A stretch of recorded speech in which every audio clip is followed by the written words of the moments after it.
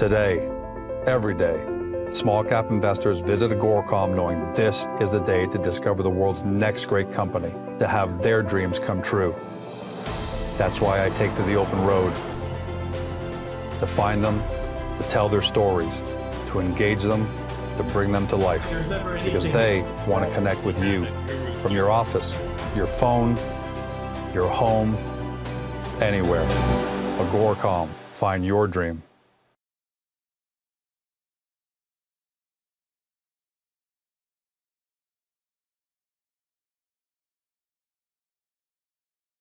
Welcome to CEO Interviews, a production of Agoracom in which we take the time to speak with small cap executives about what's going on at their companies.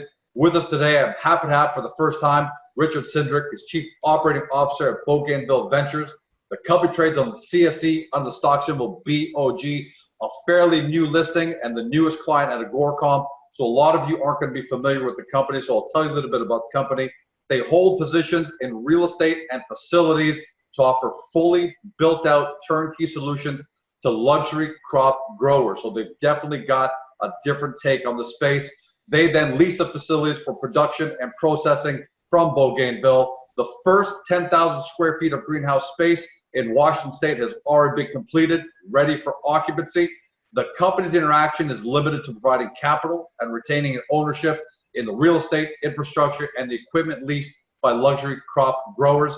Early estimates say that a greenhouse can produce twice the amount of product and at least less than 50% of the cost compared to warehouse production. So there's a lot of potential upside. Here to tell us about is Richard. Welcome to the show. Hello, thank you for having me. Well, we're glad to have you because, look, there's a lot of stuff going on in the space. And the growing and cutting part seems to be, phase one and dominated by people. But you guys have taken a pretty different take here. You're on the real estate side. How did you guys decide to get into the real estate side of the business? Well, back in 2014, when the MMPR space was quite difficult and challenging to enter, Washington State went legal. And we decided, since it's right in our backyard, we'd head down there and acquire some assets and work with growers and license holders that have less experience and less capital. So naturally, in the intro here, I gave a pretty broad overview of the business. So tell us more about the model. How do you get from, are you identifying the land and then you're building? Tell us more about the actual model and how this plays out. Yeah, exactly. Okay, so like you said, we're a land bank, land development company focused on greenhouse infrastructure in the cannabis space. So what our objective is to build a facility which would typically cost $1.5 million for a 30,000 square foot facility. And that is quite difficult for a mom and pop grower who's received this license as a lottery, and one does not have the money to build a 30,000 square foot greenhouse, nor do they have the experience to grow. So we come in and provide that turnkey facility where they can just come in, drop their plants in a fully furnished greenhouse and begin operating. Actually, when you say that, they probably don't have the experience to go raise the capital. So by you providing this turnkey, it's a lot easier to manage a leasing situation than it is for me, George's Grow Company, to go out and try and raise a couple of $1 million or, to build the thing in the first place. So is that a huge advantage there that you're able to say, turnkey, lease it from us, away you go, start running your business? Exactly. Again, what we're doing is identifying individuals who have the license, who do not have the ability to grow, nor do they have the money to build it or the expertise to build it. So we've already built, we already have one tenant in place. It's a tier 3 license, which allows him to grow up to 30,000 square feet of canopy space. And 10,000 of it is already constructed and ready for occupancy. We're just waiting, the tenant's waiting for the approval by the Washington State Liquor Control Board, which is weeks away. Whether it's 2 or 4, we're right around the corner from him planting. Where are you going to be concentrating your facilities? You talk about Washington State. Is that a great place, or are you guys agnostic geography-wise? Well, Washington State was our first target, since it was close, easy to manage. And, we've between, contracts, we've got enough room there to build out to probably 8 or 10 acres, which could hold 8 to 10 licenses depending on which tier they are. But no, we want to get into Oregon, Nevada, California. But right now the asset is in Washington, with one tenant on board and with a second tenant to follow very shortly here. All right, and I'm glad you mentioned that, because I can segue into how does expansion look like realistically? What is your plan for how many of these? Let's assume a 30,000. I know you can probably do bigger and smaller, but let's assume 30,000 square feet is kind of like the norm size. How many of those are you guys capable of being able to erect over the next, per year, of the next 5 years or 3 years, whatever you are? Per year basis, all depends on the capital we raised. Again, we've just gone public, so right. our objective is to do a financing of about $5 million initially, and that would sustain about another 4 gross, so another 4 tier 3s. Mm-hmm. Yeah. So Richard, is it potential? What I love about your model is that there are a lot of investors out there who, for whatever reason, are maybe afraid to go directly into the cannabis space. But real estate is time eternal. Is it safe to say that you guys are very attractive to real estate investors who want that diversity away from the traditional real estate that that we've seen all over North America? Totally. I think once people see with the way we're headed, our goal is to eventually issue a dividend to our shareholders once we're at that level.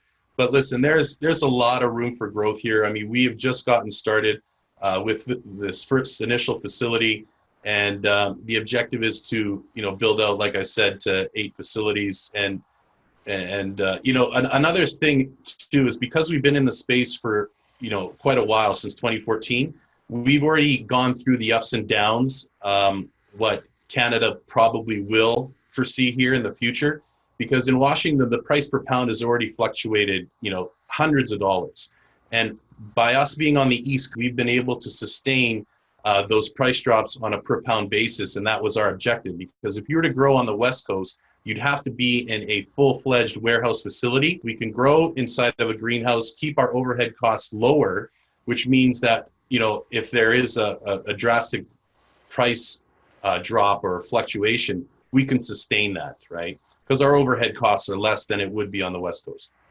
You and your guys sound like a team that's been around. This isn't your first ride at the rodeo. You've had some prior success. Tell them about you and your CEO, Andy, and the kind of success you guys have had in the past. Yeah, Andy Jagpal, our CEO, comes from a great success with cannabis science. They were one of the first in 2014, and sooner than that actually, to enter the space.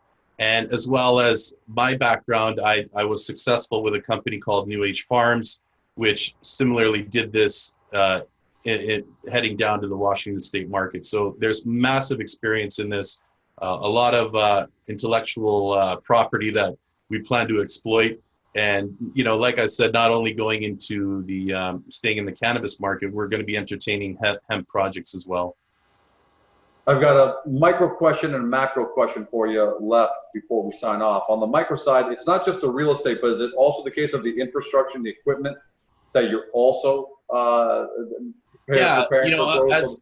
As a part of the square foot basis that we charge, we also provide the master grower services, sales services, consulting services. There's infrastructure, water, electricity. So all of they basically do not have to lift a finger if they didn't want to. All of the help that a grower would require is there, as long as he's willing to pay for it, right?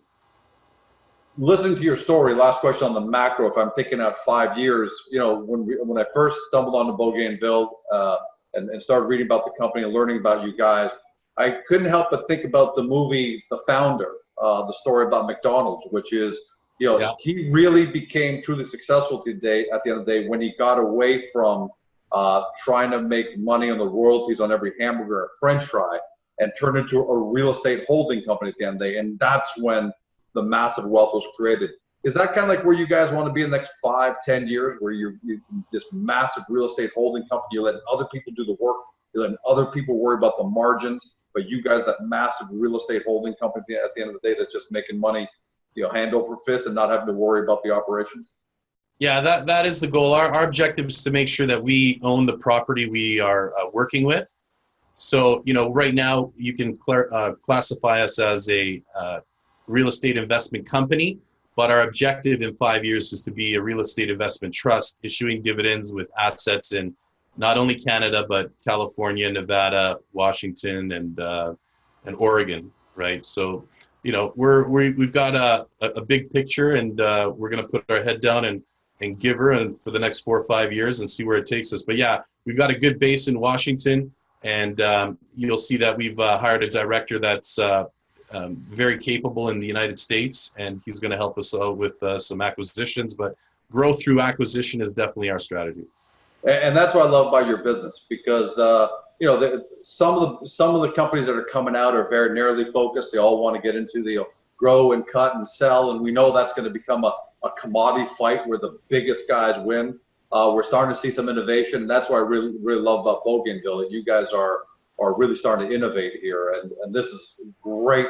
This is a great vehicle, I think. And by the way, I'm not giving you investment advice because you're a client and I can't do that. But you know, it seems like a great vehicle for investors who want to get into this space, but aren't so aggressive and a little more risk averse. And you guys kind of have this great asset for them.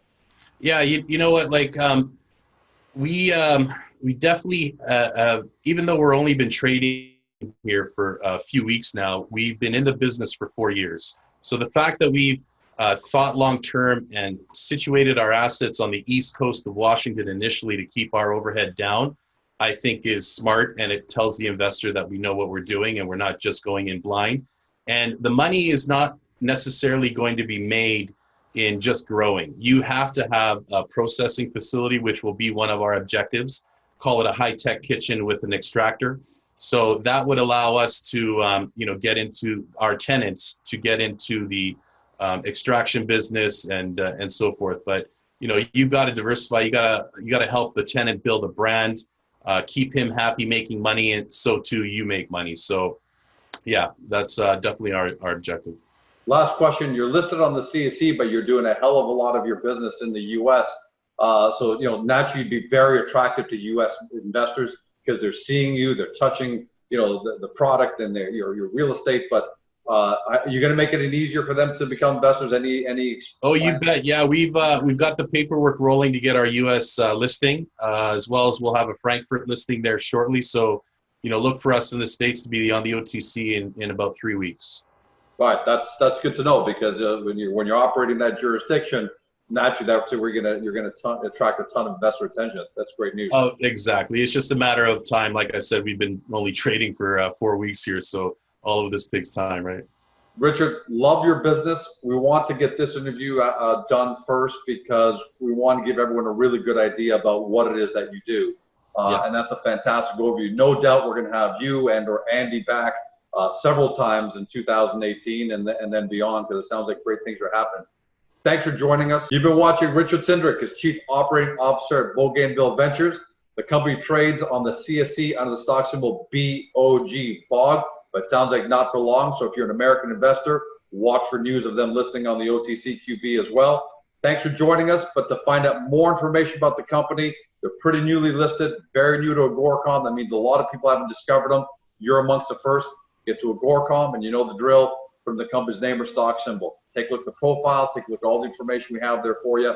Do your due diligence. And if you've got any questions, post them there. Management and everyone will be looking for your questions and be happy to answer them. Thanks for joining us. Have a great day. Talk to you soon.